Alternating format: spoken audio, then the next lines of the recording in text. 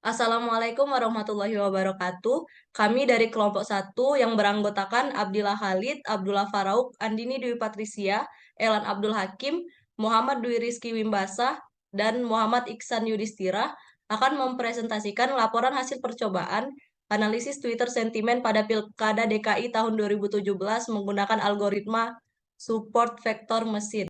Rumusan masalah dari laporan ini yaitu yang pertama, mengapa kita memilih algoritma support vektor mesin sebagai pendekatan utama dalam penelitian ini? Yang kedua, bagaimana langkah-langkah implementasi algoritma SPM dalam melakukan analisis sentimen terhadap tweet terkait Pilkada DKI Jakarta tahun 2017? Dan yang ketiga, sejauh mana tingkat akurasi yang dapat dicapai dalam analisis sentimen menggunakan algoritma SPM pada dataset tweet Pilkada DKI Jakarta 2017 yang kita gunakan?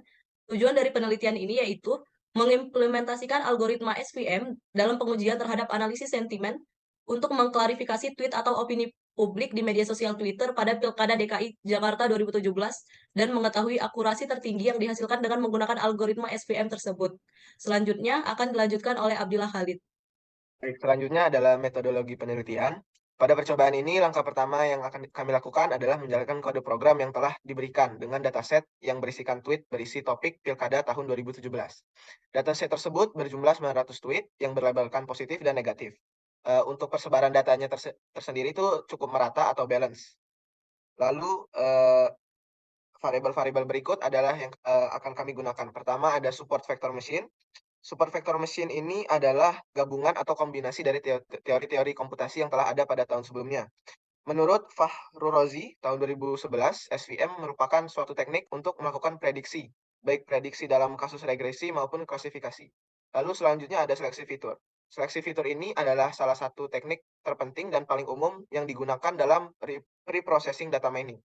Teknik ini secara umum mengurangi jumlah fitur yang diperlukan untuk menentukan nilai kelas target, termasuk fitur yang tidak relevan berlebihan. Oke, kernel merupakan seperangkat fungsi matematika yang dimiliki oleh SVM. Kernel ini sendiri berfungsi untuk mengambil data sebagai input, kemudian mengubah data tersebut menjadi ruang dimensi tingkat tinggi atau kernel space. Lalu selanjutnya adalah nilai C.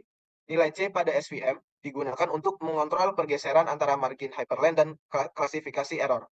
Lalu selanjutnya ada back of words, yaitu back of words memodelkan setiap dokumen dengan mengabaikan urutan-urutan kata dan struktur sintaksis dokumen dan kalimat. Selanjutnya akan dilanjutkan oleh Elan Abdul Hakim. Baiklah, saya akan melanjutkan penjelasan dari teman saya. Berikutnya adalah ekstraksi fitur. Menurut Munir tahun 2004, ekstraksi fitur adalah proses mendapatkan karakteristik atau ciri tertentu dari data tertentu dengan tujuan tertentu. Berikutnya adalah ANOVA. ANOVA merupakan bagian dari metode analisis statistika yang biasanya digunakan untuk menguji perbandingan dua atau lebih rata-rata suatu data populasi atau sampel. Selanjutnya, F1 score. F1 score dikenal juga sebagai F-measure, adalah metrik yang digunakan untuk mengevaluasi kinerja model pembelajaran mesin, khususnya dalam konteks klasifikasi biner. Secara definisi, F1 score adalah harmonic mean dari precision dan recall, dua metrik yang umum digunakan untuk mengevaluasi model klasifikasi biner. Akurasi merupakan rasio prediksi benar atau positif dan negatif dengan keseluruhan data, sementara presisi merupakan rasio prediksi benar positif dibandingkan dengan keseluruhan hasil yang diprediksi positif. Selanjutnya, akurasi. Akurasi adalah metrik yang secara umum menggambarkan kinerja model di semua kelas. Berikutnya, Ngram. Ngram adalah salah satu algoritma ekstraksi fitur atau extraction of features. Algoritma ini mengambil fitur dari komentar sebelum diklasifikasikan dengan metode SVM. Selanjutnya adalah gamma SVM.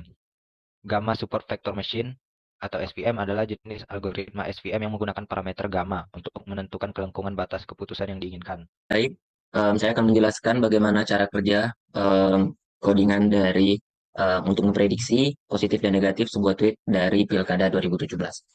Pertama-tama kita akan melihat file prediksi file main terlebih dahulu. Di dalam file main ini kami mengcompile dan membuat berbagai macam jenis model untuk menemukan jenis model yang terbaik untuk dapat memprediksi apabila sebuah tweet tersebut termasuk negatif ataupun positif.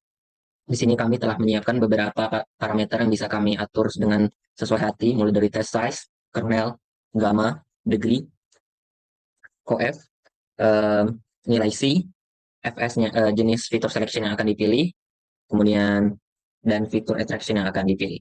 Di sini terdapat fitur selection yang kami gunakan adalah tidak menggunakan fitur selection, dan fitur extraction yang digunakan adalah back of words.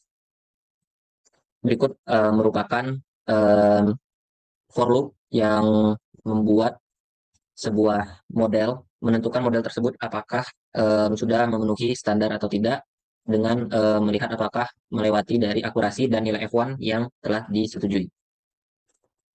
Berikut adalah codingannya. Apabila semua perkondisian telah bisa dilanjutkan, maka model akan dibuat.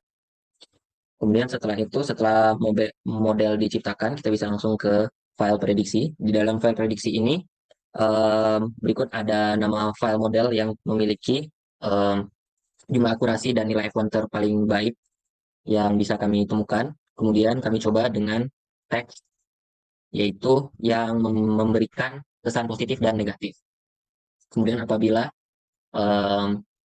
kita run prediksi ini, maka sini kita bisa lihat. Di sini dengan teks kata orang-orang di sekitar saya sih Anies bakalan menang, saya setuju dikit. Dari teks ini, model kami telah memprediksikan bahwa sentimennya merupakan tweet positif. Apabila kita ubah dengan menggunakan teks yang berikutnya, mari kita lihat. Saya nggak suka sama Agus, bapaknya teman saya, itu akan memunculkan tweet negatif. Baiklah, demikianlah presentasi tentang kodian hasil dan pembahasannya oleh saudara Abdullah Farauk. Pada Farauk dipersilakan.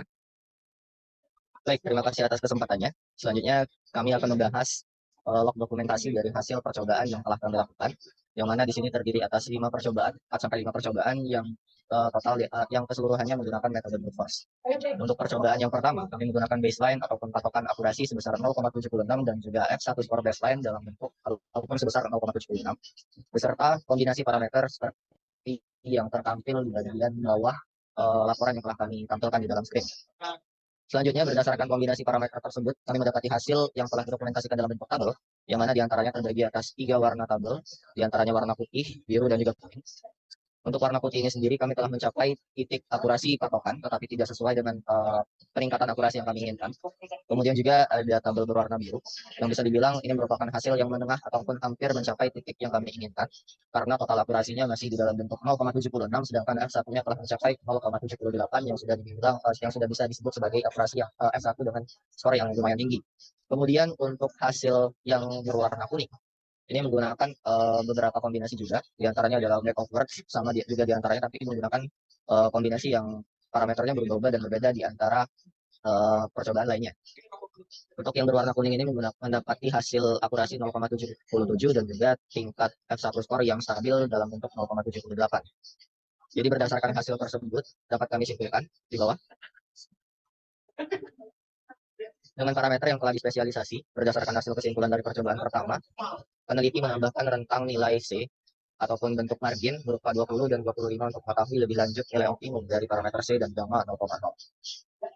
Selanjutnya adalah percobaan yang kedua. Sama halnya, kami menggunakan baseline yang sama dan juga skor baseline yang sama juga, tetapi menggunakan parameter yang berbeda. Bisa dilihat hasilnya yang ada di tabel di bagian bawah. Oke, kita bisa di-scroll. Untuk hasil akurasi berwarna kuning, ini mendapati hasil F1 dengan skor yang bisa dibilang sudah tinggi juga, yaitu 0,79 dan juga skor akurasi 0,78. Jadi dari data tabel tersebut dapat disimpulkan bahwa rentang parameter terbaik untuk mendapatkan hasil akurasi dari akurasi dan F1 score maksimum adalah sebagai berikut. Kemudian kami juga menggunakan percobaan yang ketiga, yang mana sama saja. Perbedaan yang ada di antaranya itu pada bagian akurasi baseline yang kami tingkatkan menjadi 0,78 dan skor baseline dalam bentuk 0,79 dengan parameter sebagai berikut dan hasil sebagai berikut. Untuk hasilnya sendiri ini bisa dibilang dalam bentuk yang relevan dan juga sesuai, tetapi belum ada peningkatan dari baseline yang telah kami tetapkan. Selanjutnya adalah percobaan brute force yang keempat. Kami menurunkan akurasi baseline dan juga skor baseline-nya, yang dapat dihasilkan peningkatan dalam bentuk akurasi 0,78 dan F1 score 0,79. Itu ada percobaan brute force kelima. Tetapi pada percobaan brute force kelima ini mendapati tingkat akurasi yang menurun, yang sebelumnya 0,78 menjadi 0,77. Dapat disimpulkan bahwa perpaduan antara gamma dan scale dan feature selection yang berubah-ubah serta settingan gamma lainnya yang menyesuaikan dapat ditarik hasil paling tinggi akurasinya melalui hasil dengan koefisien C 29 walaupun tidak terlalu tinggi ataupun tidak memenuhi tinggi yang sama dengan percobaan-percobaan sebelumnya. Oke, itulah tadi kelima percobaan yang telah kami lakukan. Selanjutnya adalah hasil ataupun kesimpulan yang akan dijelaskan oleh saudara M. Ihsan Yudhistira. Oke, di sini terima kasih atas kesempatannya. Di sini saya akan menjelaskan bab terakhir, penjelasan terakhir yaitu kesimpulan. Dapat dijelaskan dari penelitian yang telah dilakukan mengenai prediksi tweet sentimen Pilkada DKI 2017 dengan algoritma SVM atau support vector machine. Akurasi tertinggi yang didapat adalah 0,78% dan F1 skor yaitu 0,79. Percobaan yang dilakukan tersebut menggunakan kernel atau poli dengan nama scale ataupun 0,05, nilai C rentang 24 sampai di 29. Ekstraksi fitur bow dan tanpa seleksi fitur. Kemudian setelah melakukan percobaan dengan beberapa metode ekstraksi fitur, diantaranya adalah metode back of words dan n-gram. Berdasarkan hasil uji coba, didapatkan akurasi tertinggi menggunakan metode back of words. Sedangkan untuk metode n-gram, didapatkan hasil yang tidak melebihi metode back of words, tetapi berhasil mendapatkan akurasi stabil dengan menggunakan koefisien C yang tidak terlalu tinggi antara 5 sampai di 19. Mungkin sekian dari saya kembalikan ke moderator.